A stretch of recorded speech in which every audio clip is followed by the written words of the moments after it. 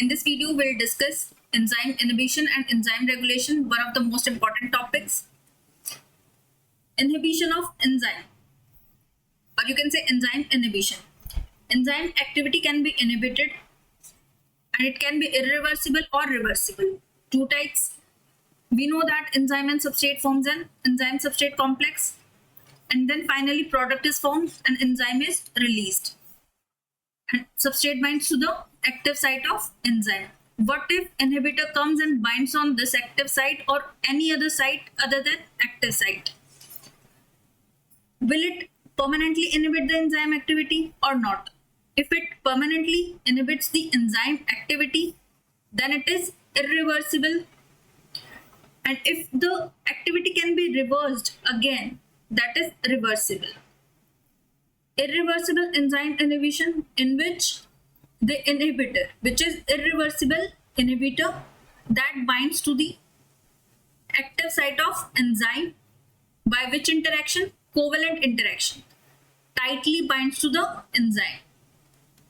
Inhibitor tightly binds to the enzyme. And the enzyme catalytic activity is permanently inhibited. Permanently inhibited. That is irreversible enzyme inhibition. And in case of reversible, the inhibitor, which is reversible inhibitor, that binds to the enzyme by non-covalent interactions. Right? These are the major types of reversible enzyme inhibition: competitive inhibition, non-competitive inhibition, uncompetitive inhibition. Right? Super important है, exams में पूछ लेते हैं, graph based questions आ जाते हैं. We'll discuss it now. First of all, we'll discuss about irreversible enzyme inhibition, in which the inhibitor permanently inactivates the enzyme. By which bonding? Covalent. Remember this. These are the inhibitors. This table is super important. Questions यहाँ से आ सकते हैं. Match the column में statement wise हो या किसी भी way में. First one is group specific reagents. Basically ऐसे chemical reagents जो react करते हैं specific groups पे और specific residues पे. Example है जैसे serine modifiers. Serine modifiers. हमने active site के बारे में पढ़ा था. Suppose this is enzyme and this is the active site. Right? जो भी substrate आके active site पे bind करता है, बहुत सारे interactions हमने पढ़े थे. Covalent interactions हमने पढ़े थे. वीक नॉन कोवलेंट इंटरेक्शंस हमने पढ़े थे. Hydrophobic hydrogen bonding. Right. Similarly जब इनहिबिटर आके बाइंड करता है on the site of enzyme, और वो कौन से स्पेसिफिक रेजिड्यूज पे बाइंड करता है. One is serine modifiers. Example DFP और PMSF. DFP is diisopropyl fluorophosphate. PMSF phenyl methyl sulfonyl fluoride. Basically ये जो रिएजेंट्स हैं वो एग्जांपल है, जैसे एंजाइम है काइमोट्रिप्सिन, उसके सीरीन रेजिड्यूज पे जाके बाइंड करता है. Next is cysteine modifiers. कौन से हैं? आइडो एसीटेट, और you can say the heavy metals also. Heavy metals. Enzyme है कैस्पेज. कैस्पेज एंजाइम के सिस्टीन रेजिड्यूज पे जाके बाइंड करता है. राइट. और फिर फर्दर एंजाइम की एक्टिविटी को परमानेंटली इनहिबिट कर देता है. So these are the example of group specific reagents. Next is affinity labels और रिएक्टिव सबस्ट्रेट एनालॉग्स. बेसिकली क्या करते हैं, सबस्ट्रेट के स्ट्रक्चर को मिमिक करते हैं ताकि वो टारगेट कर सके उनके एक्टिव साइट्स को. एग्जांपल है TPCK, that is tosyl phenyl alanyl chloromethyl ketone. TPCK जो कोवेलेंटली बाइंड करता है to histidine residues in enzyme chymotrypsin. Histidine. Right. Next is transition state. Transition state inhibitors कैसे होते हैं? जो मिमिक करते हैं high energy transition state of that enzyme ताकि वो अल्ट्रा टाइट बाइंडिंग कर सके. एग्जांपल है जैसे पायरोल टू कार्बोक्सिलेट, जो इनहिबिट करता है प्रोलीन रेसिमेज एंजाइम को. बेसिकली ब्लॉक करता है प्रोलीन रेसिमेज को ताकि वो फिट ना हो सके अपने ट्रांजिशन स्टेट में. Next we have is important है सुसाइड इनहिबिटर्स. जिसको हम मैकेनिज्म बेस्ड इनहिबिटर्स या फिर के कैट इनहिबिटर्स या कैटालिटिक इनहिबिटर्स बोल देता है। इस केस में क्या होता है, enzyme activates its own inhibitor by normal catalysis. Basically enzyme क्या करता है, मिस्टेकनली रिकॉग्नाइज करता है एक हाईली अनरिएक्टिव इनहिबिटर को as a substrate, right. Enzyme और सबस्ट्रेट, एंजाइम मिस्टेकनली इस अनरिएक्टिव मॉलिक्यूल को अपना सबस्ट्रेट समझ लेता है और अपने मैकेनिज्म के थ्रू इसको कन्वर्ट कर देता है अपना रिएक्टिव में, रिएक्टिव मॉलिक्यूल, जिसकी वजह से एंजाइम खुद डिस्ट्रॉय हो जाता है, राइट। अपने पैर पे कुल्हाड़ी मारने जैसा। एग्जाम्पल है allopurinol. Example you can take enzyme xanthine oxidase है। एलोप्यूरिनोल अनरिएक्टिव मॉलिक्यूल है, अनरिएक्टिव मॉलिक्यूल जिसको इस एंजाइम ने मिस्टेकनली अपना सबस्ट्रेट समझा है और फिर इसको अपना रिएक्टिव मॉलिक्यूल में कन्वर्ट कर दिया ऑक्सीप्यूरिनोल, जिसकी वजह से एंजाइम एक्टिविटी इनएक्टिवेट भी हो गई और इनहिबिट भी हो गई, राइट। अपने आप इनहिबिटर को एक्टिवेट करना, that is suicide inhibitors, right. Next will discuss about reversible enzyme inhibition. Irreversible हमने डिस्कस किया है। मेजरली क्या होता है, इरिवर्सिबल इनहिबिटर्स होते हैं परमानेंटली इनएक्टिवेट कर देते हैं एंजाइम को, और बॉन्डिंग इंपॉर्टेंट हो जाती है, कोवेलेंट बॉन्डिंग। ये इनहिबिटर्स है, एग्जांपल के तौर पे इनसे क्वेश्चंस आ सकते हैं। So reversible enzyme inhibition, it is also important. Types हमने टाइप पढ़े हैं। पहला टाइप है कॉम्पिटिटिव इनहिबिशन। कॉम्पिटिटिव इनहिबिशन, इस केस में क्या होता है, रिवर्सिबल इनहिबिटर्स, रिवर्सिबल है तो इसके अंदर रिवर्सिबल इनहिबिटर्स है, रिवर्सिबल इनहिबिटर्स जो कि एंजाइम को बाइंड करते हैं bye non covalent interactions, non covalent interactions, और फिर डिसोशिएट हो जाते हैं रैपिडली, डिसोशिएट्स रैपिडली। इरिवर्सिबल और रिवर्सिबल दोनों में डिफरेंस यही है जो कि हमने फर्स्ट टेबल में डिस्कस किया था, इंटरैक्शन के बेसिस पे और डिसोसिएशन के बेसिस पे। रैपिडली डिसोसिएट होता है इन रिवर्सिबल, राइट। और रिवर्सिबल इसलिए बोलते हैं because the effect of inhibitor that can be reversed after the dissociation of that inhibitor from the enzyme. तीन कॉमन टाइप्स है basically. First one is competitive inhibition, then is non competitive inhibition, and then is uncompetitive inhibition. Mixed inhibition को अलग से भी पढ़ते हैं, क्यों पढ़ते हैं विल डिस्कस दैट, बट ये हम नॉन कॉम्पिटिटिव इनहिबिशन में पढ़ेंगे जो कि दो टाइप्स की है, pure and mixed, right. Mixed से क्वेश्चंस आए हुए हैं इसलिए हमने इसको अलग से पढ़ेंगे। फर्स्ट वन से स्टार्ट करते हैं, कॉम्पिटिटिव इनहिबिशन। वर्ड से समझ में आ रहा होगा कॉम्पिटिटिव। इस केस में क्या होता है, इनहिबिटर कंपीट करता है with the substrate for the active site. दोनों की साइट सेम है, एंजाइम है, एक्टिव साइट है। सबस्ट्रेट एक्टिव साइट पे आके बाइंड करेगा और इनहिबिटर भी इसी एक्टिव साइट को टारगेट करेगा, यहीं आके बाइंड करेगा। दैट मींस दोनों के बीच में कंपटीशन है और इनहिबिटर बाइंड कर गया तो इनहिबिशन होगा। इस तरीके से आप याद रख सकते हो कॉम्पिटिटिव इनहिबिशन। कैटालाइज रिएक्शन हमने देखा था, एंजाइम के साथ अगर इनहिबिटर जाके बाइंड करता है तो एक एंजाइम इनहिबिटर कॉम्प्लेक्स बनता है। उसका जो रेट कांस्टेंट होगा that will be concentration of enzyme, that is free enzyme, and the concentration of inhibitor upon enzyme inhibitor complex. Rate constant जो भी हो, dissociation by association होता है, simply याद रखना। तो dissociation में हमें क्या मिलेगा, free enzyme और inhibitor, और association में enzyme inhibitor complex, right?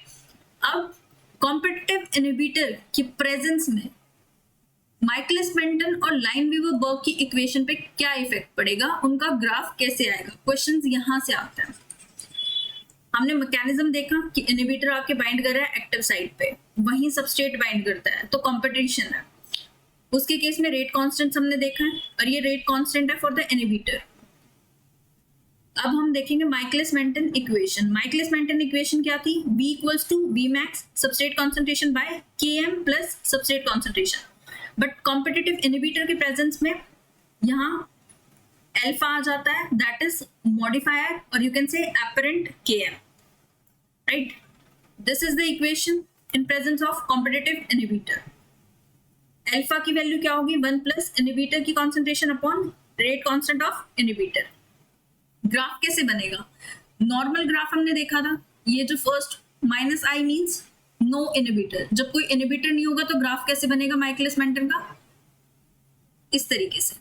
But in case of inhibitor, उस केस में क्या होगा, उसकी रिएक्शन वेलोसिटी तो सेम रहेगी, कोई चेंज ही नहीं होगा, प्लस Km क्या होगा, डिक्रीज। माइकलिस कॉन्स्टेंट हम देखा था प्रीवियस वीडियो में, वो क्या हो जाएगा, इंक्रीज हो जाएगा इन the presence of competitive inhibitors. Similarly slope इसका क्या हो जाएगा, अगर Vmax सेम है, Vmax में कोई चेंज ही नहीं आया है, right, this is the half Vmax same, half Vmax same, also the Vmax is also same, but Km इसका different है, this is the Km and this is the Km apparent, जिसको हम alpha Km भी बोल देते हैं। Equations important हो जाती हैं। Then we have Lineweaver double reciprocal है, इक्वेशन ये है। स्लोप क्या था हमारे पास, Km by Vmax था, यहाँ अल्फा आ जाता है, alpha modifier, right, same equation रहेगी, बस अल्फा आ जाता है because of that inhibitor constant. Graph में क्या चेंज आएगा, minus I that is without inhibitor, ये हमारा स्लोप था, विद इनहिबिटर ये हमारा स्लोप है। कौन सा इनहिबिटर है, कॉम्पिटिटिव इनहिबिटर है, तो स्लोप हमारा थोड़ा सा स्टीपर हो जाएगा, राइट। और ये कहाँ इंटरसेप्ट, इसका इंटरसेक्ट कर रहा है वाई एक्सिस पे, ये वाई एक्सिस है, राइट, और ये इंटरसेप्ट है। दोनों लाइंस विद इनहिबिटर और विदाउट इनहिबिटर जो स्लोप है वो कहाँ इंटरसेक्ट कर रहा है, ऑन वाई एक्सिस, राइट। ये चीजें आपको याद रखनी है, इंटरसेक्ट एट वाई एक्सिस। ये इंपॉर्टेंट इसलिए हो जाता है बिकॉज आपको ग्राफ दिए गए होंगे, आपको आइडेंटिफाई करना है which of the following graph shows which inhibition. अगर आपको पता है कि दो लाइंस इंटरसेक्ट कर रही हैं वाई एक्सिस पे, और ये हमने पढ़ा है कॉम्पिटिटिव इनहिबिशन में, तो आप डायरेक्टली आइडेंटिफाई कर सकते हो this is the graph of competitive inhibition. Effect super important है, राइट। इस केस में कॉम्पिटिटिव इनहिबिटर के केस में Km इंक्रीज हो रहा है, आपने देखा होगा Km इंक्रीज हो रहा है, और Vmax कोई चेंज नहीं है, Vmax इज सेम। रिवर्सिबल है, इसको हम रिवर्स कैसे कर सकते हैं, अगर हम सबस्ट्रेट की कॉन्सेंट्रेशन को बढ़ाते तो by increasing the substrate concentration we can overcome this inhibition, right. Also competitive inhibitor effect करता है Km को, और इफेक्ट किसको नहीं करता है, Vmax चेंज नहीं होता है। Also it does not affect the turnover number that is Kcat, catalytic constant, right. It can be reversible, how, bye increasing the substrate concentration. Graphs important है, इक्वेशन इंपॉर्टेंट है, effect on Km and Vmax important है। Exam perspective से यही चीज important है, ये चीज आपको पता होनी चाहिए। नेक्स्ट हम पढ़ेंगे नॉन कॉम्पिटिटिव इनहिबिशन। डिफरेंस क्या है, नॉन कॉम्पिटिटिव है, यानी कि सेम साइट नहीं है, इनहिबिटर और सबस्ट्रेट एक साइट पे टारगेट नहीं कर रहे हैं, दैट इज नॉन कॉम्पिटिटिव। इसी तरीके से याद कर लिया करो, inhibitor binds equally to enzyme and enzyme substrate. Important क्या है, हमने प्रीवियस में देखा कॉम्पिटिटिव में कि वो इनहिबिटर एंजाइम को बाइंड कर रहा था। नॉन कॉम्पिटिटिव इनहिबिटर में हम देख रहे हैं फ्री एंजाइम को तो इनहिबिटर बाइंड कर रहा है, और वो एंजाइम सबस्ट्रेट कॉम्प्लेक्स को भी बाइंड कर रहा है, right. Inhibitor and substrate they target the different sites, other than active sites you can say allosteric sites, जिसकी वजह से कॉन्फॉर्मेशनल चेंजेस आते हैं in enzyme. When inhibitor binds on the other site it brings conformational changes in enzyme which blocks the reaction. This is the non-competitive inhibition mechanism. Also, one of the most important thing to remember, inhibitor binds to the free enzyme and also to enzyme substrate complex, both, right? इसमें जो inhibitor constant होगा, rate constant, that will be same, but इस case में दो हैं, एक free enzyme को bind कर रहा है, दूसरा एंजाइम सबस्ट्रेट कॉम्प्लेक्स को बाइंड कर रहा है। तो ये दो रेट कांस्टेंट्स हैं, dissociation by association, right. Michaelis Menten equation पे क्या इफेक्ट पड़ेगा? माइकलिस मेंटन इक्वेशन हमने देखा है, अल्फा के एम जरूर देखा है, but alpha dash, right, substrate complex, enzyme substrate complex, alpha dash modifier, दो केस हैं, राइट। अल्फा की वैल्यू क्या होगी? 1 plus inhibitor concentration by K I, alpha dash की value similarly 1 plus inhibitor concentration by K I dash, K I dash is rate constant of second inhibition. Lineweaver Burk की equation similarly alpha, right. Equations important है, और हम pure बात कर रहे हैं, जब भी नॉन कॉम्पिटिटिव इनहिबिशन की बात करें, that is pure non competitive inhibition, जिसमें अल्फा और अल्फा डैश सेम है, दोनों मॉडिफायर सेम है, equal amount of inhibitor act कर रहे हैं ऑन, बाइंड कर रहे हैं enzyme and enzyme substrate complex. Graph कैसा होगा? माइकलिस मेंटन इक्वेशन हमने देख लिया, अब इसके केस में ग्राफ क्या होगा? नॉन कॉम्पिटिटिव इनहिबिशन के केस में ग्राफ कैसे होगा? This slope is without inhibitor plus this slope is जब नॉन कॉम्पिटिटिव इनहिबिटर बाइंड करता है, तो स्लोप क्या हुआ? Downwards, by because reaction velocity decrease हुई है। इनहिबिटर अगर एंजाइम पे और एंजाइम सबस्ट्रेट कॉम्प्लेक्स पे बाइंड करेगा तो उसकी रिएक्शन वेलोसिटी क्या हुई? डिक्रीज हुई है। केएम पे कोई चेंज नहीं है, कोई इफेक्ट नहीं हुआ है on Km, Km remains the same, but Vmax decreases, right? Vmax, that is reaction velocity or the rate of reaction, that decreases when a non-competitive inhibitor binds to the enzyme, that is free enzyme and enzyme substrate complex. This is the Lineweaver-Burg graph with inhibitor and without inhibitor. हमें क्या दिख रहा है? Lines are intersecting on y-axis, but on left side of y-axis.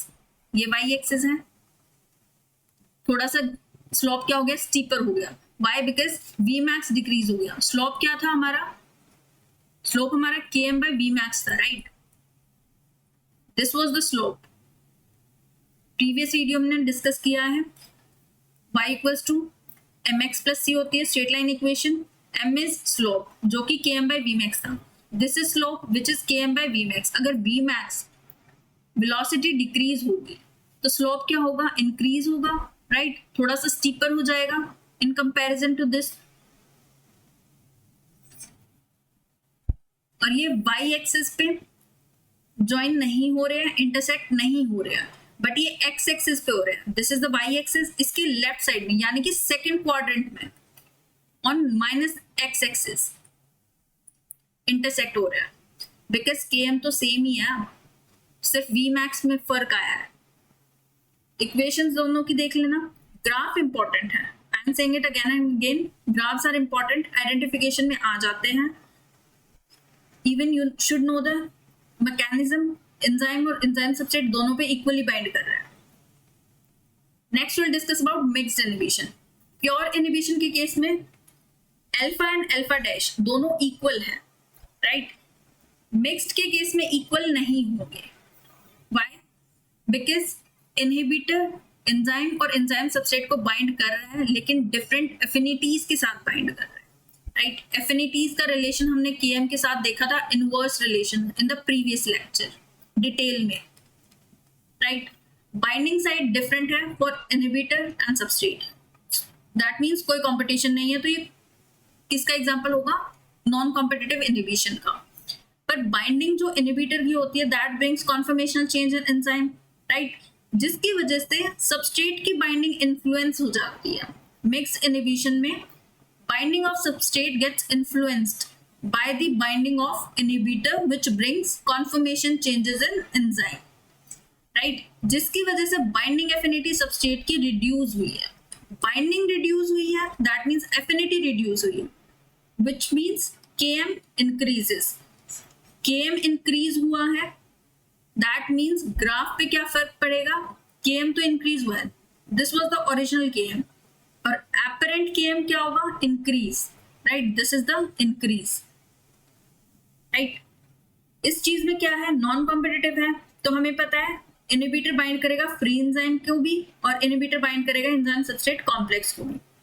Inhibitor अगर enzyme के साथ bind करेगा तो एक एंजाइम इनहिबिटर कॉम्प्लेक्स बनाएगा जिसको हम बाइनरी कॉम्प्लेक्स बोलते हैं, और एंजाइम सबस्ट्रेट कॉम्प्लेक्स के साथ बाइंड करेगा तो enzyme substrate inhibitor ternary complex बनाता है।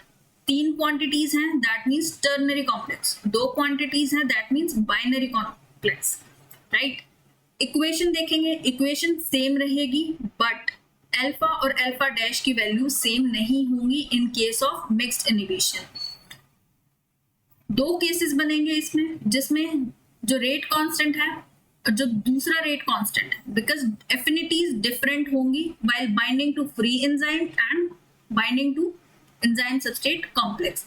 इसका रेट कांस्टेंट Ki, इस रिएक्शन का रेट कांस्टेंट Ki डैश, दोनों इक्वल नहीं होंगे, दैट मीन्स Km और Vmax दोनों क्वांटिटीज ऑल्टर होंगी, राइट। इनके बेसिस पे इक्वेशन ये है, सेम रहेगी, बस अल्फा अल्फा डैश सेम नहीं होगी। ग्राफ से इंपॉर्टेंट है, हमें पता चला कि Km इंक्रीज होगा, Km इंक्रीज हुआ, this was the original slope, right. जब मिक्स्ड इनहिबिटर आएगा तो स्लोप ये होगा, the second one Vmax decrease होगी तो स्लोप क्या अपने आप लो हो जाएगा। आपको ये क्वांटिटीज याद रखनी है, मैकेनिज्म पढ़ने के बाद आपको आइडिया लग जाएगा। Km इंक्रीज हो रहा है, Km इंक्रीज हो रहा है, दैट मीन्स Km की वैल्यू इस प्रीवियस Km से ज्यादा होगी।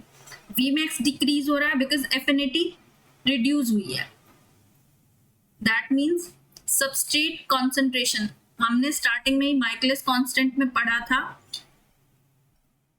हम सबस्ट्रेट की कॉन्सेंट्रेशन इंक्रीज करते जाते हैं, वैसे ही रिएक्शन वेलोसिटी इंक्रीज करती जाती है, राइट। माइकलिस मेंटन इक्वेशन तो वही थी ना, कि we see the reaction velocity with respect to varying substrate concentration, right. तो हमें सबस्ट्रेट की कॉन्सेंट्रेशन ज्यादा चाहिए होगी to reach this level which is maximum velocity. This graph is important. Then Lineweaver-Burg. Lineweaver-Burg में दोनों इफेक्ट हो रहे हैं in case of mixed inhibitor, right. तो Km की वैल्यू पहले इनिशियल ये थी, that is 1 minus Km, increase होने के बाद this is 1 minus Km apparent, increase हो रही है, and this is minus x axis, minus में कोई चीज इंक्रीज होती है तो वो राइट साइड होती है, इतनी चीज बेसिक चीज है। स्लोप और ज्यादा स्टीपर हो जाएगा, राइट, बिकॉज वेलोसिटी क्या हो रही है, डिक्रीज हो रही है, और ये लाइनवीवर-बर्ग है, दैट इज 1/v हम प्लॉट करते हैं, इस चीजों में कंफ्यूज मत होना। Impact significance of mixed inhibitors on Km and Vmax, ये सब चीजें इंपॉर्टेंट है। Km to Km apparent, Km increase हो रहा है, राइट। सिंपली अभी हमने बात करी कि हमें सबस्ट्रेट कॉन्सेंट्रेशन ज्यादा चाहिए होगी to reach that maximum rate of reaction और velocity. Next will discuss about uncompetitive inhibition. Uncompetitive inhibition, right, similar sound कर रहा होगा नॉन कॉम्पिटिटिव से, बट जो बेसिक डिफरेंस है वो ये है कि जो इनहिबिटर है वो सिर्फ और सिर्फ एंजाइम सबस्ट्रेट कॉम्प्लेक्स को बाइंड करता है, बाइंडिंग साइट डिफरेंट है इनहिबिटर और सबस्ट्रेट, इसीलिए तो वो नॉन कोई कंपटीशन नहीं है, इसलिए अन लिखा है, राइट। तो सिर्फ और सिर्फ एंजाइम सबस्ट्रेट कॉम्प्लेक्स को बाइंड करता है, दैट इज अनकॉम्पिटिटिव इनहिबिशन। कोई इसमें बाइनरी कॉम्प्लेक्स नहीं बनेगा, सिर्फ टर्नरी कॉम्प्लेक्स बनेगा। Ternary complex enzyme substrate and inhibitor, binary complex नहीं बनेगा, याद रखना ये चीज।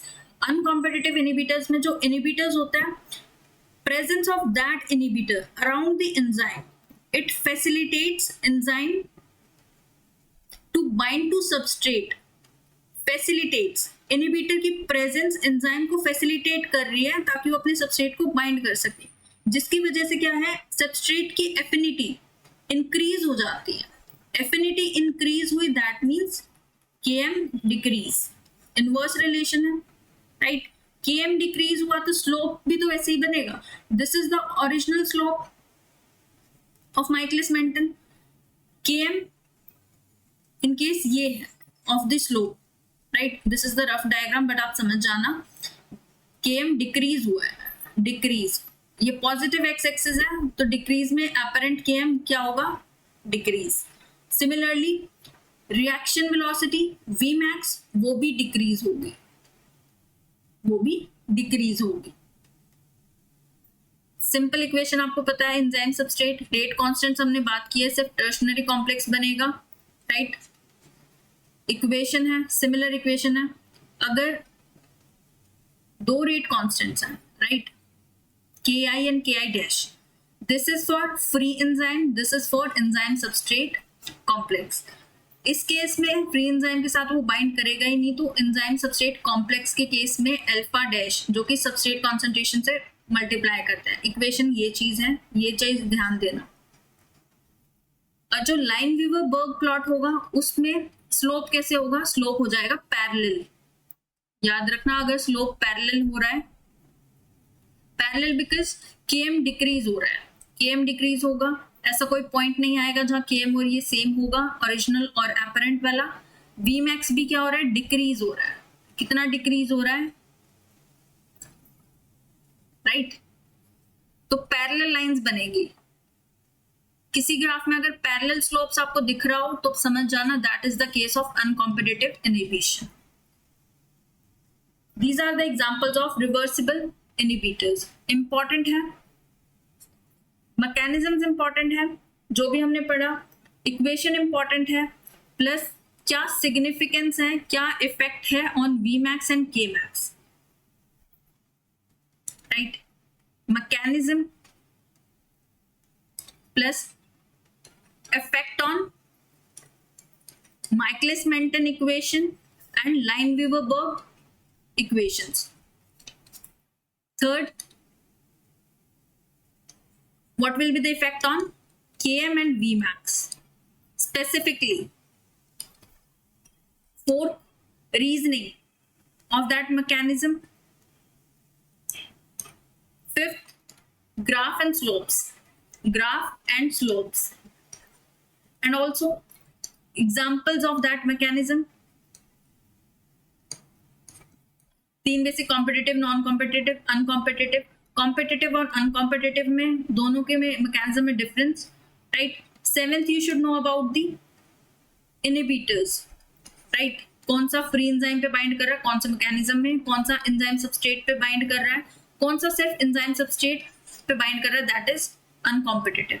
दोनों में बाइंड करना, that is non competitive. This is the main difference between these uncompetitive and non competitive, right. Also आपको ग्राफ दिए जाएंगे, you have to identify which type of inhibition is that. Identification important हो जाती है. Now will see the examples. Competitive inhibitors. Inhibitors, these are grouped like statin group drugs. ये example है. जो target enzyme इनका क्या होता है, HMG कोएंजाइम रिडक्टेज, जो कि सबस्ट्रेट पाथवे को अफेक्ट करता है. सिंपल इक्वेशन याद रखना, enzyme substrate complex, then product and enzyme is released. This is the reaction, right. Enzyme inhibitors है, कॉम्पिटिटिव इनहिबिटर्स है. कौन सा ग्रुप है, सेटिन ग्रुप ड्रग्स. ये किसको टारगेट करते हैं, HMG coenzyme reductase. Substrate pathway affected. What was the substrate pathway, cholesterol biosynthesis. अगर सबस्ट्रेट एंजाइम को बाइंड करता, in this case enzyme HMG coenzyme reductase, तो कोलेस्ट्रॉल बायोसिंथेसिस मैकेनिज्म होता. सिमिलरली मेलानोनिक एसिड, जिसको मेलोनेट बोलते हैं, टारगेट एंजाइम कौन सा है, सक्सिनेट डिहाइड्रोजनेज. और पाथवे कौन सा था, सक्सिनेट और TCA cycle and ETC, electron transport chain. इसको हम डिटेल में देखेंगे next videos. Then we have sulphur drugs. Target enzyme कौन सा है? डाइहाइड्रोप्टेरेट सिंथेज। पाथवे कौन सा इफेक्ट हुआ है? PABA, folic acid biosynthesis, folic acid biosynthesis, fab D से याद रख लेना, या SD, fab SD, sulphur drugs. Next is aminopterin और मिथोट्रिक्सेट, राइट। एंजाइम कौन सा टारगेटेड? डाइहाइड्रोफोलेट रिडक्टेज। और कौन सा पाथवे इफेक्ट हुआ है? Folic acid metabolism, right. Similarly aminopterin और मिथोट्रिक्सेट टारगेट एंजाइम किसको इनहिबिट करता है? डाइहाइड्रोफोलेट को, dihydrofolate reductase, right. Next is dideoxy inosine, और you can say azidothymidine, azidothymidine, dideoxy inosine और अजीडोथाइमिडीन। इनहिबिटर है, competitive inhibitor for which enzyme? Reverse transcriptase. Pathway, that is viral replication in viruses. Then we have ethanol, common example है। Target enzyme is alcohol dehydrogenase, basically compete with the toxic methanol, right? Ethanol competitive inhibitor, कौन सा enzyme? Alcohol dehydrogenase।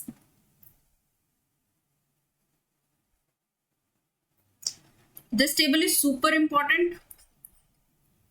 Next we have is non-competitive inhibitor. Example है cyanide, which inhibits cytochrome oxidases. A cytochrome oxidase is basically complex 4 है of electron transport chain. इसको हम detail में discuss करेंगे when we'll discuss about the topic bioenergetics, glycolysis वाला part. आपको याद रखना है cyanide आ जाता है, that means it is non-competitive inhibitor. Next is uncompetitive inhibitor. Example L-phenyl, L-phenylalanine, जो इनहिबिट करता है एल्कलीन फॉस्फेटेज को, enzyme. L-phenylalanine inhibits alkaline phosphatases. कौन सा मैकेनिज्म होता है? बाय अनकॉम्पिटिटिव इनहिबिशन, जो अभी हमने डिटेल में पढ़े हैं। Next we have is mixed inhibition. Example PEP, carboxy kinase. PEP is phosphoenol pyruvate. Gluconeogenesis के केस में ये पाथवे है, ग्लूकोनियोजेनेसिस, इसको भी हम डिटेल में डिस्कस करेंगे, आने वाले लेक्चर्स इन्हीं पे होंगे। PEP that is phosphoenol pyruvate, PEP carboxylase. It is inhibited by genistein. Remember genistein. Mixed inhibitor है, राइट। मिक्स्ड इनहिबिटर है तो क्या करेगा? KMB इंक्रीज करेगा और रिएक्शन वेलोसिटी को क्या करेगा? डिक्रीज करेगा इस केस में, राइट। सुपर इंपॉर्टेंट है ये दो चीजें। क्विक आइडेंटिफिकेशन ऑन लाइन-वीवर-बर्ग प्लॉट, ये इंपॉर्टेंट हो जाता है एग्जाम पर्सपेक्टिव से। ये है कॉम्पिटिटिव इनहिबिशन का ग्राफ, जिसके केस में आप इजीली आइडेंटिफाई कैसे करोगे? वाई एक्सिस पे दोनों ग्राफ, दोनों slopes, right, in the presence of competitive inhibitor and in the absence of inhibitor. Y intercept पे दोनों लाइंस अगर इंटरसेक्ट कर रही है, समझ जाना ये क्या है? कॉम्पिटिटिव इनहिबिशन को आइडेंटिफाई कर रहा है ये ग्राफ। सेकंड, अगर पैरेलल लाइंस हैं, दैट मींस अनकॉम्पिटिटिव इनहिबिशन है। ऑल्सो ये चीजें भी याद रखना है, नो इनहिबिटर का स्लोप कौन सा है और अनकॉम्पिटिटिव इनहिबिटर का स्लोप कौन सा है, राइट। इसमें कंफ्यूजन मत क्रिएट करना। देन इज नॉन कॉम्पिटिटिव, उसमें सेम एक्स इंटरसेप्ट है। एक्स इंटरसेप्ट क्या है? सेम है on the left side of Y axis, minus X axis पे इंटरसेक्ट कर रहे हैं। ऑल्सो इंटरसेप्ट भी क्या है? सेम है। That means this is non competitive inhibition, that too pure, plus slope भी in the presence of inhibitor and without inhibitor. And non-competitive is a special case, or you can say mixed inhibition is a special case of non-competitive, जहां alpha और alpha dash equal नहीं होते। अगर equal हैं that means that is pure. If they are not equal, that means that is mixed inhibition. Mixed inhibition के case में आपको slopes कैसे दिखेंगे? इंटरसेक्ट कहाँ कर रहे हैं? इंटरसेक्ट कर रहे हैं यहाँ पे, इंटरसेक्ट, नॉट इंटरसेप्ट। इंटरसेप्ट और इंटरसेक्ट में गलती मत कर देना, राइट? काम माइंडसेट के साथ करोगे तो आपको आइडेंटिफाई करने में प्रॉब्लम नहीं होगी। Next will discuss about regulatory enzymes. Now will discuss regulatory enzymes, or you can say allosteric enzymes. Regulatory enzymes basically increase or decrease the catalytic activity when in response to specific signals, right? Specific signals के according increase करना या फिर decrease करना catalytic activity,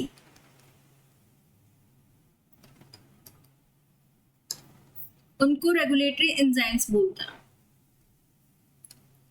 Or you can say allosteric enzymes.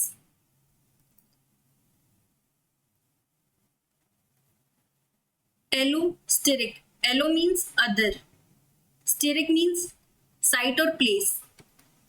Right? Other sites other than active site. Right? Increased or decreased catalytic activity in response to specific signals.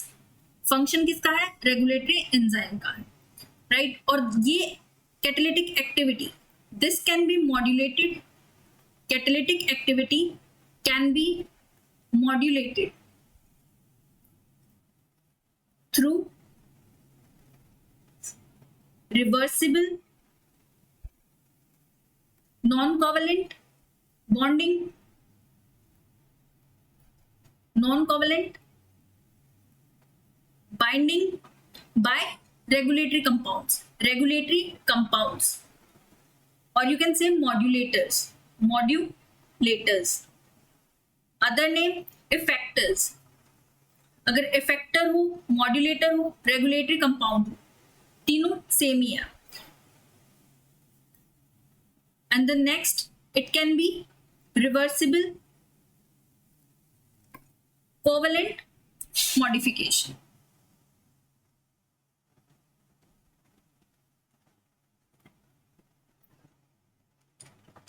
Catalytic activity can be modulated through reversible non-covalent binding or reversible covalent modifications, right? And the regulation of non-covalent modification done by allosteric enzymes. इसको हम detail में पढ़ेंगे। उससे पहले हमें allosteric enzymes के बारे में कुछ डिटेल पता होनी चाहिए, राइट? फंक्शंस, रेगुलेशन क्या है? रिवर्सिबल। दूसरा, नॉन कोवेलेंट बाइंडिंग करते हैं बाय मॉड्यूलेटर्स, और modulators can also be, modulators can be inhibitory और stimulatory, also allosteric enzymes can be homotrophic or heterotrophic. Homo means same, hetero means different. That means substrate itself acting as an effector, itself acting as a modulator. That is homotrophic effector. If a molecule other than substrate that act as effector or modulator, that is heterotropic effector. Types of effectors, right? Simplified है. Modulators can be inhibitory or stimulatory. Also, it can be of two types. Modulator, positive और negative, right? Positive होंगे तो वो activators होंगे, negative inhibitors, right? Simply inhibitory या stimulatory आएगा या फिर एक्टिवेटर्स या इनहिबिटर्स आएगा। इनहिबिटरी से समझ में आ रहा है नेगेटिव, स्टिमुलेटरी से पॉजिटिव। पॉजिटिव रेगुलेशन है या मॉड्यूलेटर है, दैट इज एक्टिवेटर, नेगेटिव है, they are known as inhibitors, right? दो टाइप की बाइंडिंग होती है, दो टाइप की binding sites, two types of binding sites. One is catalytic site and the other is allosteric, or you can say regulatory site. catalytic site and regulatory site. One more thing, allosteric enzyme does not obey Michaelis-Menten equation. Michaelis-Menten equation, right? तो इसके लिए जो graphs हम पढ़ेंगे याद रखना, दे does not obey Michaelis-Menten equation. Regulation of enzyme activity, अभी हमने पढ़ा cells regulate enzyme activity to meet their metabolic demands, right? Regulation can occur at several levels. Allosteric regulation, covalent modification. अगर allosteric regulation that means non covalent binding होगी. Covalent modification, proteolytic activation, कुछ proteolytic enzymes होंगे like trypsin, chymotrypsin. Also exopeptidase पढ़ेंगे, endopeptidase पढ़ेंगे. Question आया है जून 2026 में, cleavage site पे ट्रिप्सिन कहाँ काटेगा, means where will trypsin cut, यानी कि क्लीवेज साइट ऑफ ट्रिप्सिन पूछा गया था in June 2026 recent exam. Allosteric regulation basically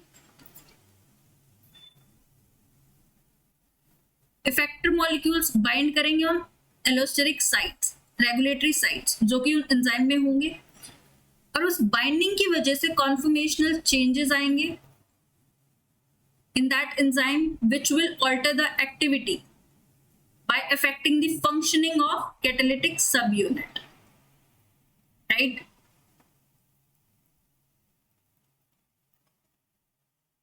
दो sites हैं, one is catalytic site and the other is regulatory site.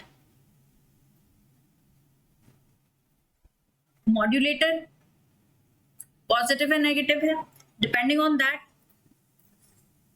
अभी ये लेस एक्टिव है. इन the presence of modulator, this is the modulator. और substrate bind कहां करेगा, on the catalytic site. Substrate binds on catalytic site. This becomes more active and then it will form a complex. This is the catalytic site, regulatory site. Modulator binds on regulatory site, substrate binds on catalytic site. This is active enzyme substrate complex.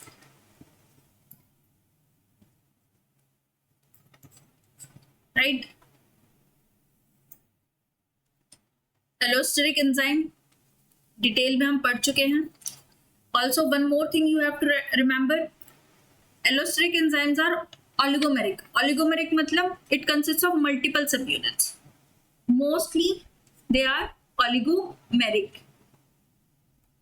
Multiple subunits.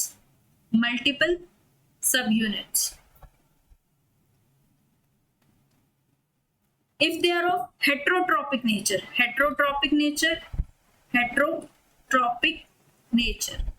Hetero means two functionally different binding sites.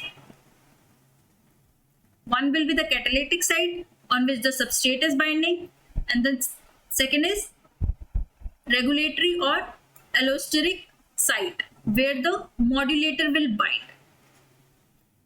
Right? And the modulators can be positive or negative. Positive होगा तो activators, negative होगा तो inhibitors. Inhibitors होगा तो enzyme की activity को क्या करेंगे, इनहिबिट करेंगे. Inhibits the enzyme activity, right? And binding of this modulator on the regulatory side, it changes the conformational, it brings conformational changes in enzyme.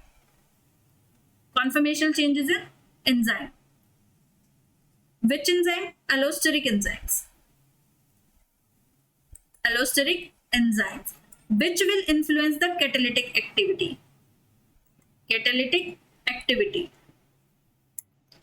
Right? So we'll see the kinetics. We know Michaelis-Menten equation को follow नहीं करता है, ओबे नहीं करता है allosteric enzymes. तो जो कर्व बनेगा that will be sigmoid. Sigmoid curve. किसके बीच में पढ़ रहे हैं? Velocity and substrate concentration. This is half max, that is Vmax by 2, and this is constant. This is sigmoid curve of homotrophic. Homotrophic means substrate is the modulator. Allosteric enzyme. Right, directly curve पूछ लेते हैं। Which type? Sigmoid curve. Michaelis Menten में कैसा था? Hyperbolic. But allosteric does not follow this. फिर जो positive modulators और negative modulators है, उनका इफेक्ट क्या होगा on the heterotropic allosteric enzyme? उसके कर्व्स कैसे बनेंगे?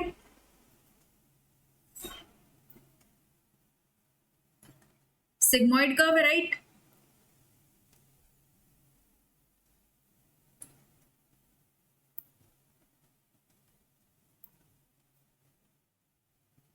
y एक्सिस पे we have velocity, x axis पे वेलोसिटी और you can say rate of reaction, x axis पे सबस्ट्रेट कॉन्सेंट्रेशन।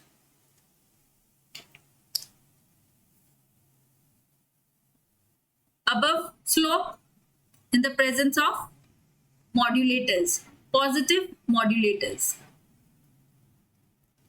अब आपको समझ में आ रहा होगा, we are talking about modulators,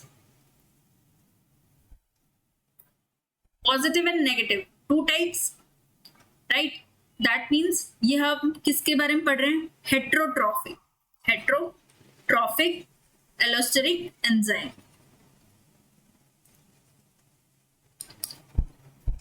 Effect of positive and negative modulators on heterotrophic allosteric enzyme।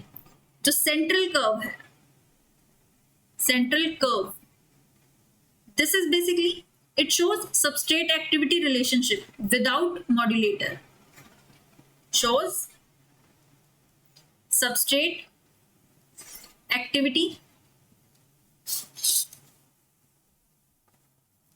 relationship without modulator, without modulator।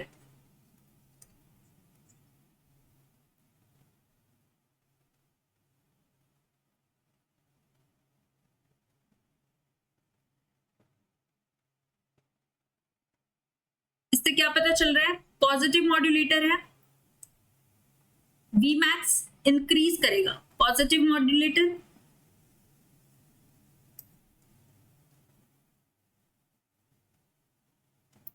Remember, modulators हैं, allosteric modulators हैं, अफेक्ट नहीं करते हैं सबस्ट्रेट की एफिनिटी, डज नॉट अफेक्ट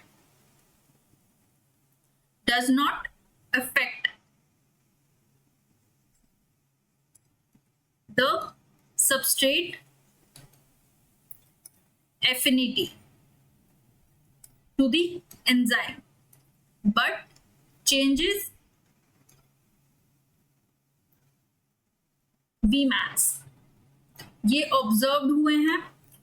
और ऐसे मॉड्यूलेटर्स जो effect नहीं करते substrate affinity to the enzyme, उनको हम V सीरीज एंजाइम बोलते हैं। V series enzymes, right, basically non competitive type के होते हैं। नॉन कॉम्पिटिटिव टाइप, जो हमने नॉन कॉम्पिटिटिव रिवर्सिबल इनहिबिशन पढ़ा था, उस टाइप के होते हैं। तो ग्राफ क्या होगा? पॉजिटिव है मॉड्यूलेटर तो Vmax को इंक्रीज करेगा, राइट, वेलोसिटी इंक्रीज करेगा। इनहिबिटर है तो Vmax डिक्रीजेस। इस ग्राफ में आपको दिख रहा होगा, ऊपर वाला स्लोप पॉजिटिव है, नीचे वाला नेगेटिव है, दैट इज इनहिबिटर है। Vmax डिक्रीजेस और Km क्या है? सेम है, तीनों का Km same, no change on or no effect on K. This is at 0.5. Remember, K is at 0.5. Km नहीं, इसको सिर्फ K बोलते हैं. रिएक्शन वेलोसिटी और सबस्ट्रेट कॉन्सेंट्रेशन के बीच में इसको प्लॉट किया गया है. वी सीरीज एंजाइम है. ऐसे मॉड्यूलेटर्स जो इफेक्ट नहीं करते हैं, does not affect the substrate affinity, उनको वी सीरीज बोलते हैं. उसके अलावा वी हैव के series enzyme. They are competitive type. It is the most common type.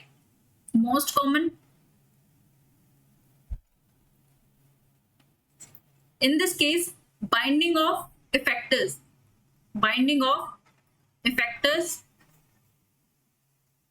or you can say allosteric modulators.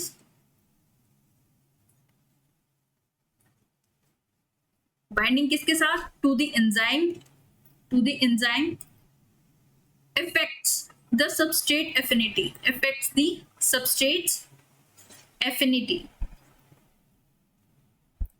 K series में इफेक्ट करते हैं और V सीरीज में इफेक्ट नहीं करते हैं, राइट? तो इस केस में ग्राफ कैसे बनेगा?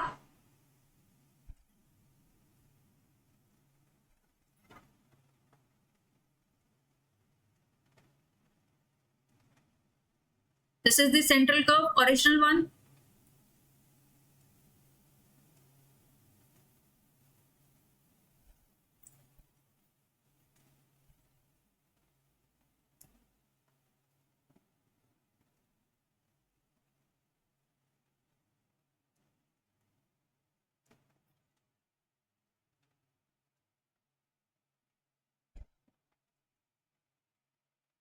This is positive modulator curve and this is for negative modulator. Vmax remains same. They do not affect Vmax. Reaction velocity पे कोई फर्क नहीं पड़ेगा. But activators, that is positive modulators, decreases.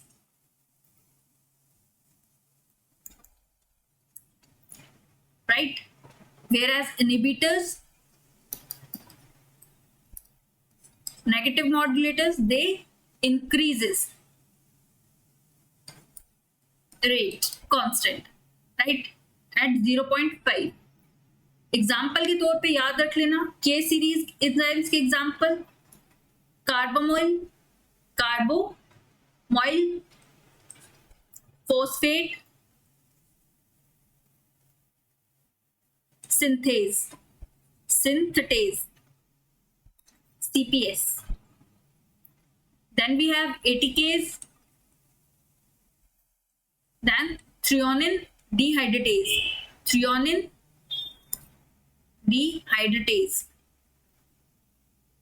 They are K series enzymes. V series के examples: fructose 1,6 diphosphatase, fructose 1,6 diphosphatase.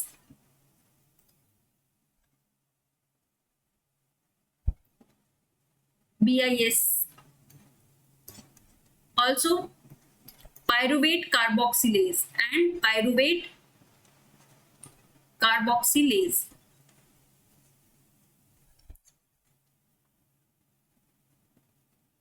Important है B series enzymes and K series enzymes. Also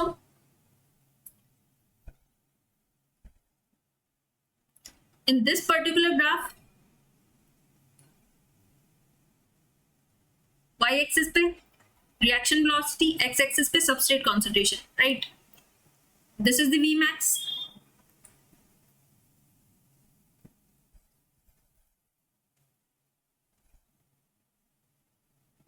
Another concept is allosteric constant.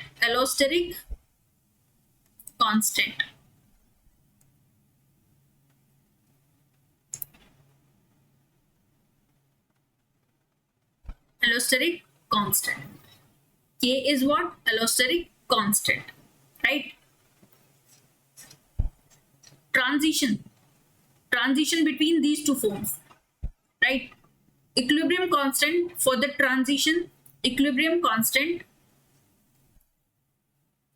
for transition between two forms, transition between two forms of allosteric protein in the absence of regulator. In the absence of regulator, allosteric constant will be equal to T naught by R naught, right? अगर equilibrium constant increase होगा that means tense state होगा. If equilibrium constant increases that means that is tense state, और decrease होगा that means relax state, right? Positive regulator है that means decreases the constant, negative है that means increases the constant. Tense state or relaxed state, in the presence of activator, in the absence of activator, or you can say inhibitor, negative regulator, ये चीजें important है. Now we'll discuss about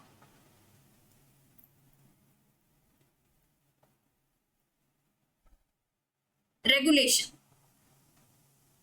We have discussed about regulation by reversible non-covalent modification, right? Done by allosteric reversible non-covalent binding by regulatory compound modulator. It is done by allosteric enzymes. Now we'll discuss about regulation of enzymes by reversible covalent modification. Activity of some regulatory enzymes, they are modulated by reversible covalent modifications. Covalent modifications includes what? जैसे phosphorylation हो, adenylation हो, methylation हो, uridylylation हो, ADP ribosylation. Covalent modifications like covalent modifications, phosphorylation, phosphorylation,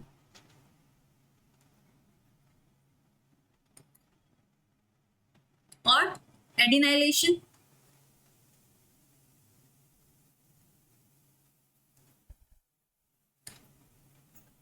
methylation,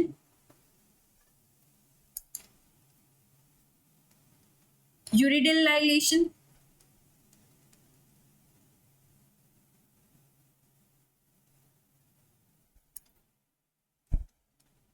ADP ribosylation. These are the examples of covalent modifications, right? Example जैसे glycogen synthase, it is in the active form. Glycogen synthase is in the active form. Kinase क्या करेगा? Phosphate group add करता है. Phosphate group add करता है. Phosphorylation हो रहा है and conversion of active form of enzyme to inactive form. अगर phosphate group ऐड है on the enzyme glycogen synthase, that becomes inactive form. Right? Enzyme कौन सा है? Kinase. Activity of this enzyme, it is regulated. How? By the covalent modification. इसमें कौन सा covalent modification हो रहा है? Phosphorylation, addition of phosphate group. और dephosphorylation, removal of phosphate group by which enzyme? Phosphatase.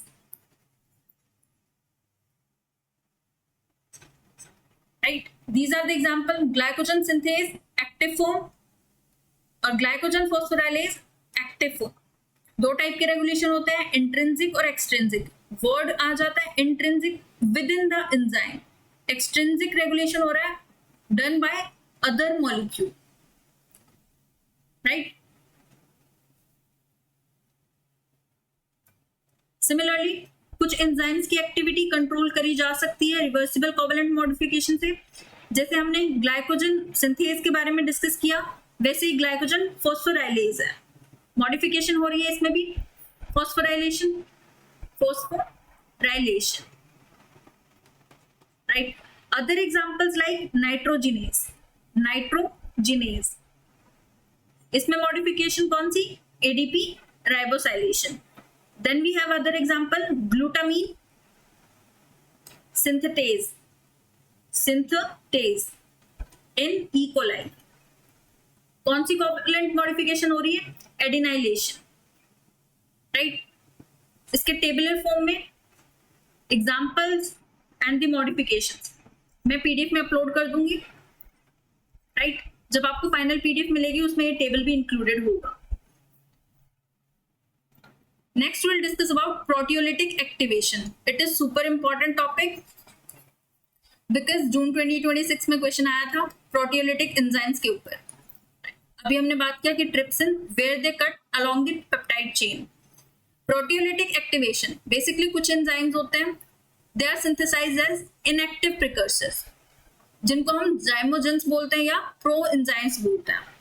Inactive precursors known as zymogens. फिर उनको cleave किया जाता है, zymogens they are inactive precursors. They are cleaved to form active enzymes.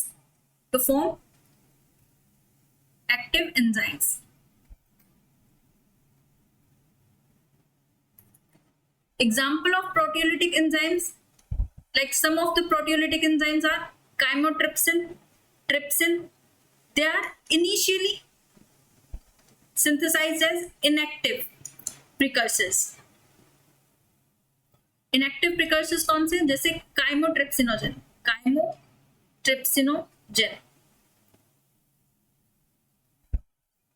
Initially chymotrypsinogen की form में होता है जो कि इनएक्टिव प्रिकर्सर है. फिर क्लीवेज होता है जिसकी वजह से कॉन्फॉर्मेशनल चेंजेस आते हैं in the inactive precursor, conformational changes, right? और एंजाइम का एक्टिव साइट एक्सपोज हो जाता है विच इन टर्न काइमोट्रिप्सिन में कन्वर्ट हो जाता है वो एंजाइम. अब इसका मैकेनिज्म डिटेल में, काइमोट्रिप्सिनोजन इनएक्टिव होता है, right? Inactive. Trypsin proteolytic enzyme है, वो कट करेगा काइमोट्रिप्सिनोजन को. कहां पे कट करे? Chymotrypsinogen is a polypeptide chain.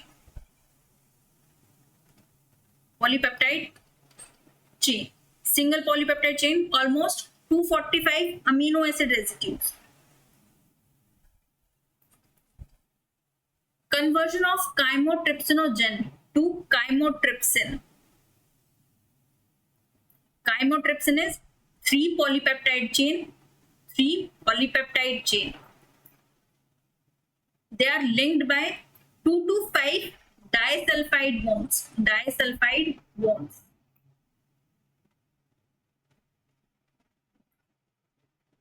It is also present in the chymotrypsinogen. इसके बीच का क्लीवेज इंपॉर्टेंट है. Why? Because of this enzyme where it is cutting that particular site. इसका क्लीवेज साइट वो हम डिस्कस करते हैं. Chymotrypsinogen inactive, right?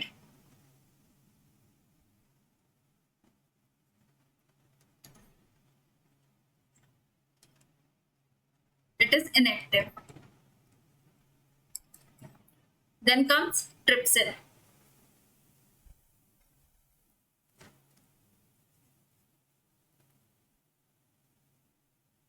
Trypsin basically is a endopeptidase.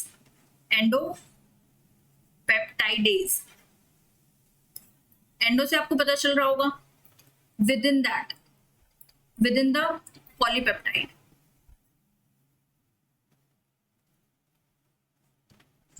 Within that polypeptide. एक्सो और endo peptidases. Similarly इसका tabular form मैं PDF में upload कर दूंगी। Even the cleavage site, right, जो चीजें इंपॉर्टेंट है आई एम नोटिंग डाउन और फिर बाद में उनको अपलोड करती रहूंगी, साथ में जो जो चीजें यूनिट वाइज इंपॉर्टेंट है सिंगल शीट में भी आपको अपलोड करती रहूंगी टेलीग्राम ग्रुप पे। अगर आपने ज्वाइन नहीं किया है तो ज्वाइन कर लो। एंड ऑल्सो अगर आपको लेक्चर्स पसंद आ रहे हो तो please like, share and comment, even subscribe to the channel. So cleavage site of trypsin, that is C-terminal side of basic amino acids। कौन से हैं? Lysine and arginine। This was the recent question asked in this attempt 2026। तो ये चीजें भी आपको पता होनी चाहिए। जब आप नोट्स बना रहे हो तो साइड में लिख लो previous year question June 2026।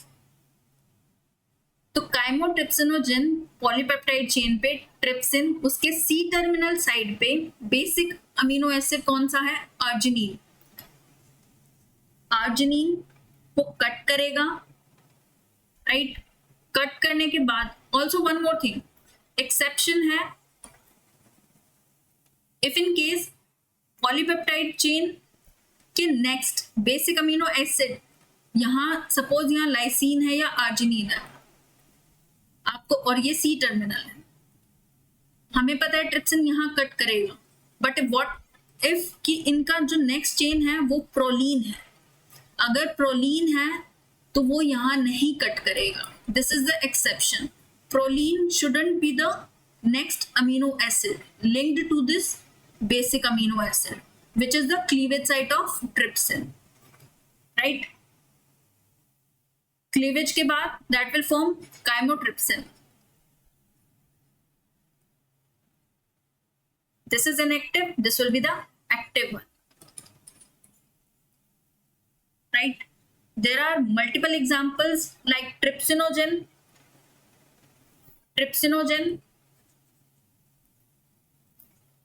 Last में ओजन आता है, that means that is inactive, right. Enteropeptidase होगा, enteropeptidase, it will convert trypsinogen to the trypsin, that is active form of trypsinogen, right. Similarly chymotrypsinogen to chymotrypsin which is active form। other than that, cleavage site of chymotrypsin भी याद रखना, primary cleavage site, ये कहां से cut करेगा? It will cut C terminal of aromatic residues. Remember aromatic residues, aromatic 3 होते हैं, histidine को इंक्लूड नहीं करते हैं एरोमेटिक में। Why? Because it doesn't have benzene chain, phenylalanine, tyrosine and tryptophan, right? इसमें भी सिमिलर एक्सेप्शन है। If the next amino acid is proline तो वो कट नहीं करेगा, right. Proline shouldn't be there. तो cleavage site of trypsin and chymotrypsin it's important. उसके अलावा पेप्सिन, थ्रोम्बिन और इलास्टेज मैं इस टेबल में इंक्लूड कर दूंगी। मेन तो ट्रिप्सिन और काइमोट्रिप्सिन का इंपॉर्टेंट है, याद रखना। Next will discuss other examples like digestive enzymes. Pepsinogen inactive form है, पेप्सिन में कन्वर्ट हो जाएगा, that is active form.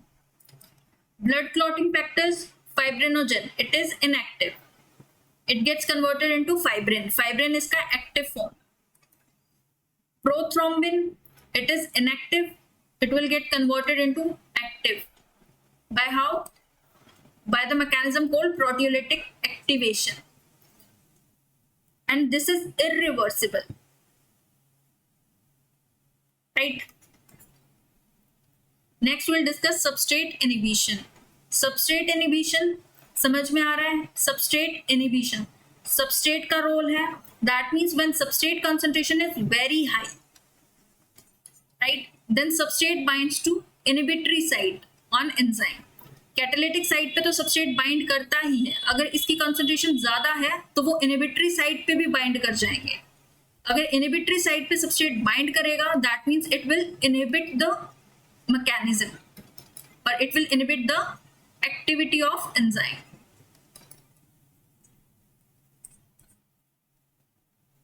How? By preventing the formation of enzyme substrate complex and activity automatically decreases. Curve कैसे होगा? That will form a bell-shaped curve in case of substrate inhibition. Key points क्या हैं? Substrate concentration high होगा, that means it will bind to the inhibitory site, enzyme substrate complex formation decrease हो जाएगा, बनेगा नहीं, prevent करेगा। Curve कैसा होगा? Bell shape, right. तो जो रिएक्शन वेलोसिटी है it will increases to a maximum, यहां तक तो वो रिएक्शन वेलोसिटी क्या होगी? इंक्रीज होगी, V max, right. It will follow the Michaelis Menten curve, but उसके beyond that will decrease, it will start to decline. अगर सबस्ट्रेट की कॉन्सेंट्रेशन ज्यादा हाई है, एक्सट्रीमली हाई, राइट, तो वो इनहिबिटरी साइट पे बाइंड करेगा, तो कर्व इस तरीके से आएगा। इनिशियली तो it will follow Michaelis Menten, then it will start to decline. Next will discuss about product inhibition. Product से आपको पता चल रहा होगा, रोल किसका होगा? प्रोडक्ट का होगा। Accumulation of product that will inhibit the enzyme. How? Either by competing with the substrate for active site or by binding to the allosteric site. जिसकी वजह से रिजल्ट क्या होगा? Decrease in free enzyme concentration, ultimately reduced reaction rate. अभी inhibition important क्यों है?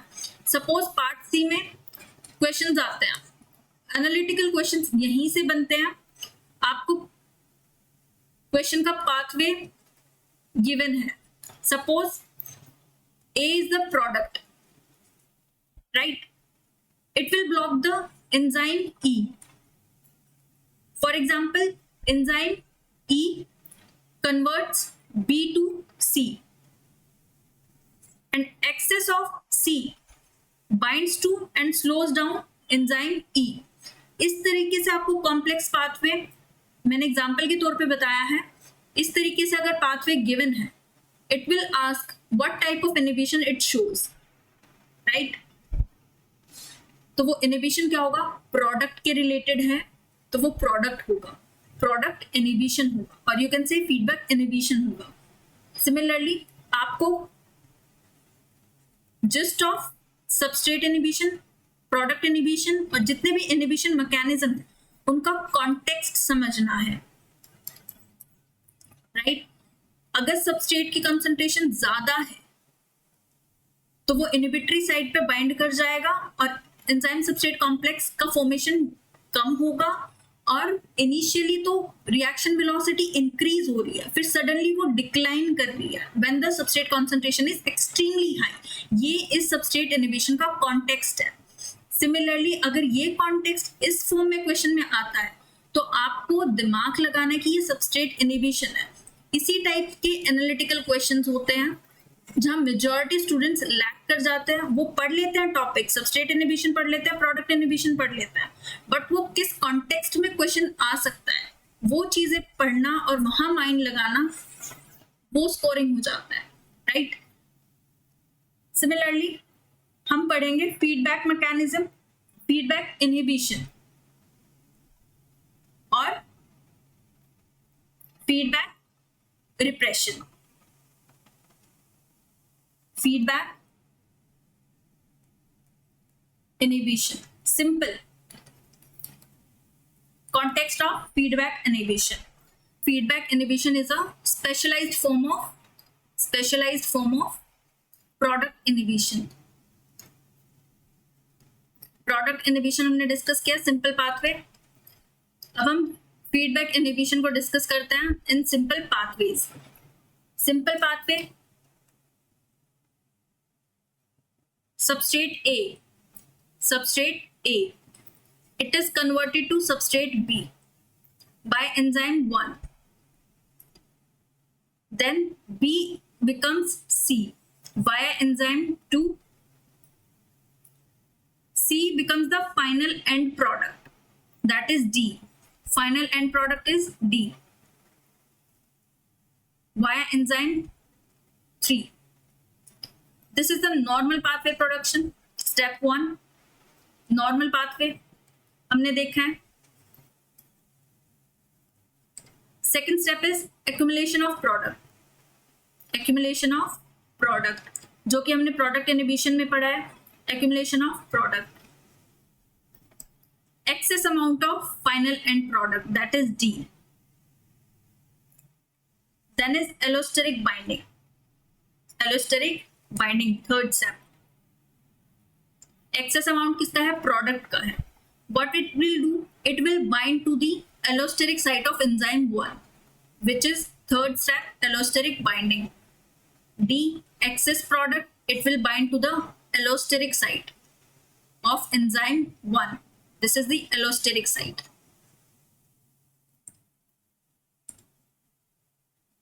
Right? Fourth, pathway shutdown.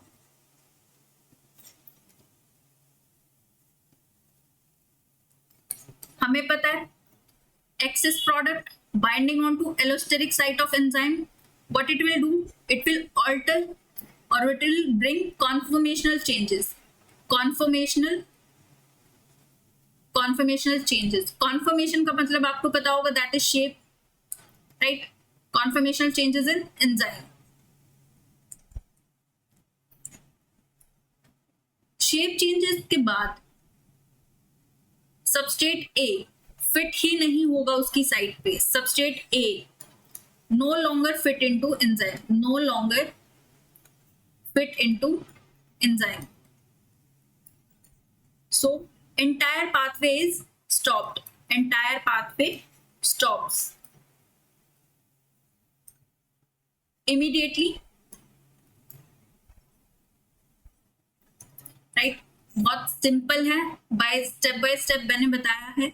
इस type का मैकेनिज्म गिवन होगा और आपको पूछा जाएगा कि इनहिबिशन किस टाइप का है.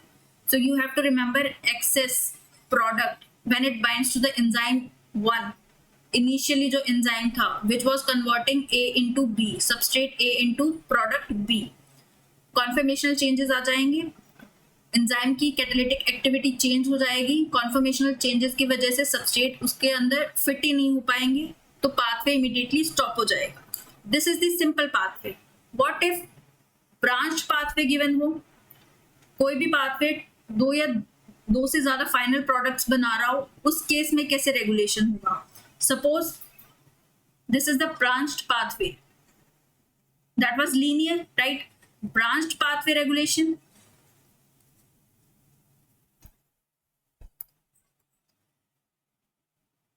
Similarly, pathway linearly start कर रहा है.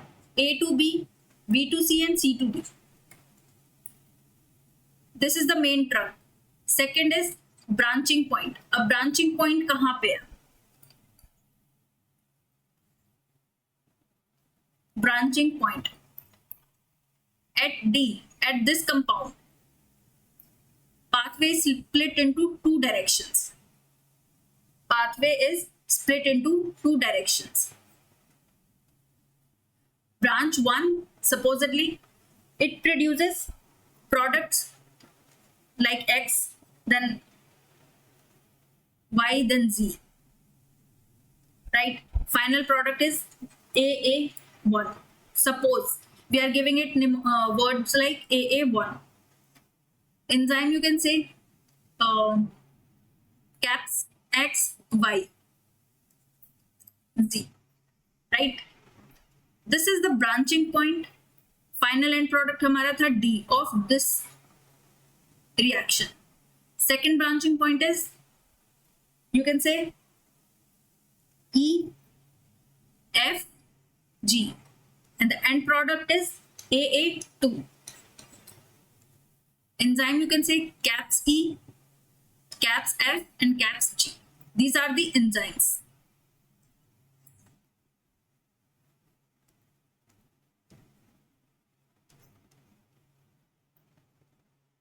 Right? Branching point हमने देख ली. Now we'll see the feedback loops. Feedback loops. Loops, that means excess of this product. Excess of this final product. It will only inhibit this step. This will only inhibit this step. Right? तो pathway कैसे बनेगा? इस तरीके से arrow कर देंगे x की तरफ. That means excess of this AA1 product will inhibit the X. Then we have another one, excess of AA2. It will inhibit this step. Right? जिस स्टेप को इनहिबिट करेगा वही एरो आएगा.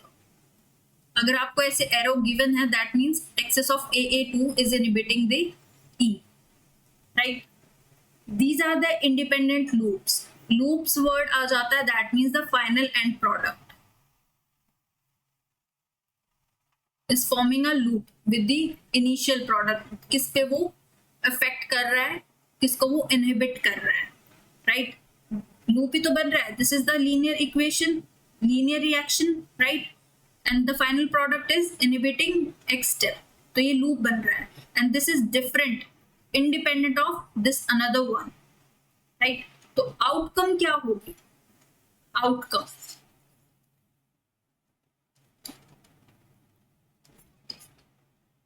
Outcome क्या होगी? हमें इसके प्रोडक्शन को स्टॉप करना होगा. That means it will leave the main trunk intact. अगर इसका प्रोडक्शन हमने लीव कर दिया, दैट मीन्स ये पूरा हमने लीव कर दिया, इस पे तो कोई इफेक्ट नहीं पड़ेगा. इस पे तो कोई इफेक्ट नहीं पड़ेगा. अगर इस पे इफेक्ट नहीं पड़ेगा तो इस रिएक्शन पे भी कोई फर्क नहीं पड़ेगा. ये इंडिपेंडेंट है. Right?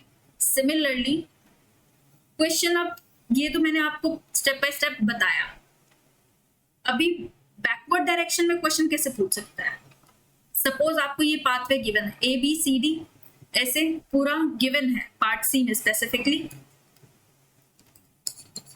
This is one of the reaction where A is the substrate converted into B is converted into C by enzyme.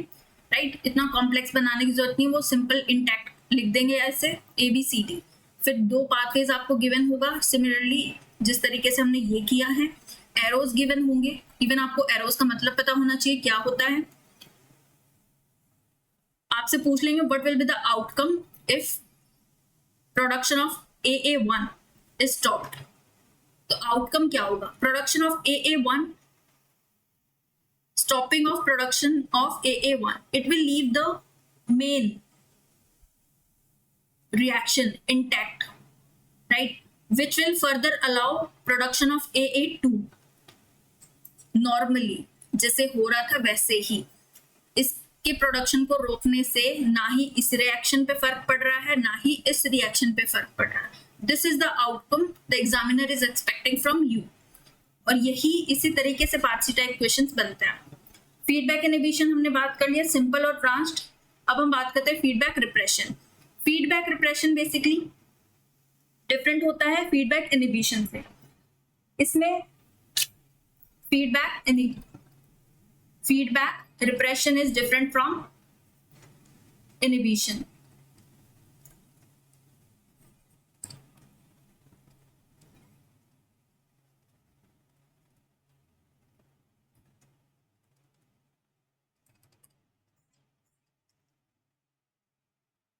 Feedback repression means shutting down enzyme synthesis.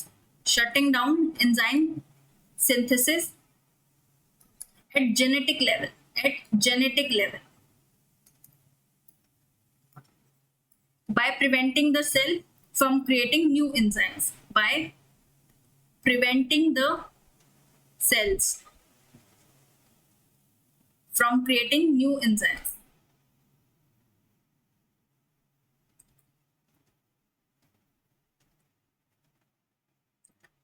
How? Via transcription regulation. Transcription regulation.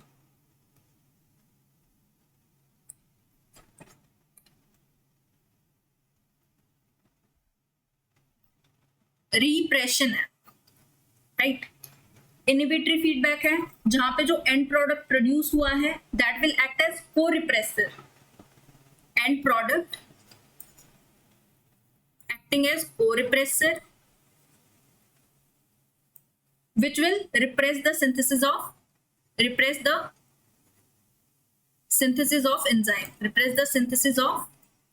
enzyme which is required at the early stage of pathway जिसकी requirement यहां थी.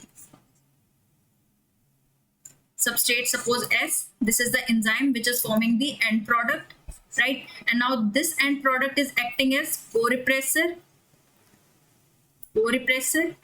which is repressing the synthesis of this enzyme, right? Now comes into play जो unit 3 में हम repression पढ़ेंगे lac operon और tryptophan operon. वो इसी मैकेनिज्म, इसी के ऊपर तो बेस्ड है, राइट. ये हमने कॉन्टेक्स्ट पढ़ा है. एग्जाम्पल के तौर पे हम लैकोपेरोन और ट्रिप्टोफैन ऑपेरोन देखेंगे. सुपर इंपॉर्टेंट है.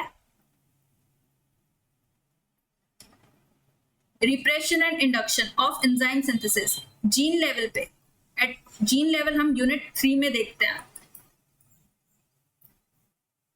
इंड्यूसिबल ऑपेरोन, इसके लिए एक स्पेसिफिक वीडियो भी बनाया है जिसपे लैक ऑपेरोन पे किस टाइप के क्वेश्चंस आते हैं, इवन लैक म्यूटेशंस पे मेरे यूट्यूब चैनल पे आप देख सकते हो. ऑल इन वन वीडियो है. अलग से मैंने प्लेलिस्ट भी बनाई है यूनिट 3 टॉपिक वाइज, उसमें आपको ये वीडियो मिल जाएगी. जो एग्जाम पर्सपेक्टिव के लिए क्या चीजें इंपॉर्टेंट होती है मैं ट्राई करती हूँ वो चीजें आपको, राइट. अभी हमने रिप्रेशन पढ़ा है. एंड प्रोडक्ट जो एक्ट करता है एज अ को रिप्रेसर, जिसकी वजह से अर्ली स्टेजेस पे जो एंजाइम की रिक्वायरमेंट होती है उसकी सिंथेसिस को डिक्रीज करता है. एग्जांपल इसका ट्रिप्टोफैन है, right. And product acting as corepressor, right. Regulation ensures metabolic balance and energy efficiency. This is super important for CSIR net and DBT net. Right? Next lectures में हम discuss करेंगे glycolysis, TCA cycles and all.